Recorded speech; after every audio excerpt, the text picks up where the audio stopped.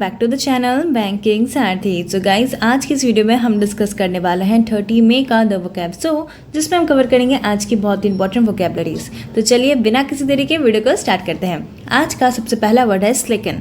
स्लेकन क्या होता है? ये एक वर्ब है जिसका मतलब होता है रिड्यूस और डिक्रीज इन स्पीड और इंटेंसिटी, यानी किसी भी चीज़ की स्पीड या इंटेंसिटी को घटा देना, डिक्रीज कर देना, क्या कहलाता है? स्लेकन।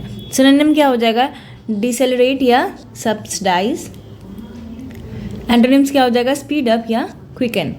याद करने की ट्रिक देखिए, लैक ऑफ एफर्ट्स से ग्रोथ स्लेकन हो जाती है, यानी अगर हम एफर्ट्स में कमी डालेंगे तो क्या होगा? ग्रोथ में भी कमी आ जाएगी, है ना। तो लैक ऑफ एफर्ट्स से ग्रोथ क्या हो जाती है? स्लेकन हो जाती है। ठीक है, तो इस ट्रिक से आपको ये वर्ड याद रहेगी। एग्जाम्पल देखिए, growth in the economy was beginning to slacken off. जो इकोनॉमी में जो ग्रोथ था वो शुरू हो गया था स्लेकन ऑफ होने के लिए, यानी कि रिड्यूस होना स्टार्ट हो गया था। तो यहाँ पे हमने देखा कि इस वर्ड को हम सेंटेंस में कैसे यूज़ करेंगे। मूव करते हैं हम नेक्स्ट वर्ड पे। नेक्स्ट वर्ड है रेपुडिएट। रेपुडिएट क्या होता है? ये एक वर्ब है जिसका मतलब होता है रेफ्यूज़ टू एक्सेप्ट या इग्नोर, यानी किसी भी चीज़ को एक्सेप्ट करने से मना कर देना है, किसी भी चीज़ को इग्नोर करना, क्या कहलाता है? रेपुडिएट। सिनोनिम क्या हो जाएगा? रिनाउंस या डिसएवो। एंटोनिम्स क्या हो जाएगा? इम्प्रेस।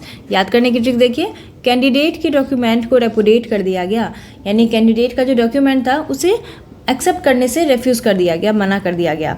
ओके, तो इस ट्रिक से आपको वर्ड याद रहेगी। एग्जाम्पल देखिए, we repudiate this kind of intolerance. हम लोग इस तरह के इंटॉलरेंस को रेपुडिएट करते हैं, यानी कि उसे रिफ्यूज़ करते हैं, इग्नोर करते हैं। ओके, तो यहाँ पे हमने देख लिया कि इस वर्ड को हम सेंटेंस में किस तरह से यूज़ कर सकते हैं। मूव करते हैं हम नेक्स्ट वर्ड पे। नेक्स्ट वर्ड है बटरस। बटरस क्या होता है? ये एक वर्ब है जिसका मतलब होता है टू गिव सपोर्ट टू और स्ट्रेंथन समथिंग, यानी किसी चीज़ को सपोर्ट करना, किसी चीज़ को मजबूती प्रदान करना, क्या कहलाता है? बटरस। सिनोनिम क्या हो जाएगा? फोर्टिफाई या अंडरपिन। एंटोनिम्स क्या हो जाएगा? डिसइंचेंट। याद करने की ट्रिक देखिए, इस बिजनेस ट्रस्ट को बटरस की ज़रूरत है, यानी ये जो बिजनेस ट्रस्ट है उसे मजबूती की ज़रूरत है, उसे सपोर्ट की ज़रूरत है। तो इस ट्रिक से आपको ये वर्ड याद रहेगी कि बिजनेस ट्रस्ट को किस चीज़ की ज़रूरत थी? बटरस की, यानी कि सपोर्ट की। चलिए एग्जाम्पल देखते हैं। You can buttress an argument with solid fact. आप किसी आर्ग्यूमेंट को तभी सपोर्ट कर सकते हो, स्ट्रेंथन कर सकते हो जो आपके पास सॉलिड फैक्ट्स रहेंगे उसके लिए, उसके सपोर्ट में। ओके, तो यहाँ पे हमने देखा कि इस वर्ड को हम सेंटेंस में कैसे यूज़ कर सकते हैं। मूव करते हैं हम नेक्स्ट वर्ड पे। नेक्स्ट वर्ड है फॉर्जरी। फॉर्जरी क्या होता है? ये एक नाउन है जिसका मतलब होता है the action of copying a document, signature, bank note और वर्क ऑफ आर्ट। यानी फॉर्जरी मतलब क्या होता है? किसी भी चीज़ को कॉपी करना, उसकी नकल करना, किस चीज़ की, चाहे वो डॉक्यूमेंट हो, कोई सिग्नेचर हो या कोई बैंक नोट हो, कोई आर्ट वर्क हो, उसे कॉपी करना क्या कहलाता है? फॉर्जरी कहलाता है। सिनोनिम क्या हो जाएगा? काउंटरफीटिंग या फेकिंग। याद करने की ट्रिक देखिए, फॉर्जरी करने वालों को फॉरगिव नहीं करना चाहिए। तो यहाँ पर धोखे से चीज़ों को कॉपी करने की बात हो रही है। तो यानी जो भी फॉर्जरी करते हैं, जो भी चीज़ों को कॉपी कर लेते हैं धोखे से, उसे हमें फॉरगिव नहीं करना चाहिए, मतलब हमें माफ़ नहीं करना चाहिए। तो इस ट्रिक से आपको ये वर्ड याद रहेगी। एग्जाम्पल देखिए, he expend 5 years in prison for forgery. उसने 5 साल प्रिजन में बिताए, जेल में बिताए। किस लिए? क्योंकि उसने फॉर्जरी की थी।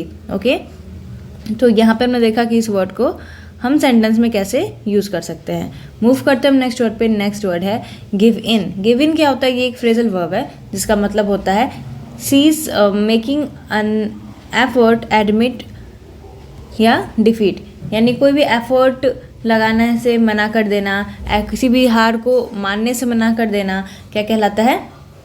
गिव इन करना। सिनोनिम क्या हो जाएगा? कैपिटुलेट या सरेंडर।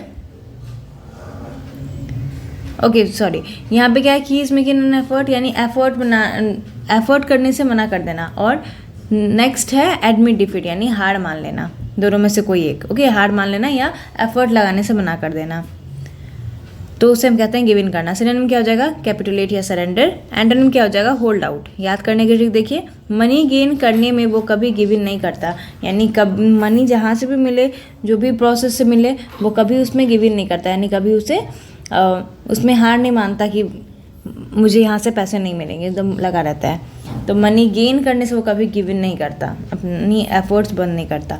एग्जाम्पल देखिए, he gave in to my suggestion after I had shown him the plans. तो उसने मेरे सजेशन में गिव इन किया, यानी कि अपना डिफीट माना जब मैंने उसे अपना प्लान दिखाया। तो यहाँ पे हमने देखा कि इस वर्ड को हम सेंटेंस में कैसे यूज़ कर सकते हैं। तो उम्मीद करती हूँ सारे के सारे वर्ड्स आपको इंपॉर्टेंट लगे होंगे और ये ट्रिक्स आपको इन वर्ड्स को याद रखने में मदद कर दी होगी। तो वीडियो अगर अच्छी लगी तो वीडियो को जरूर लाइक कर दें, चैनल पर नहीं तो चैनल को जरूर सब्सक्राइब कर दें। मिलते हैं नेक्स्ट वीडियो में, तब तक के लिए thank you, have a nice day.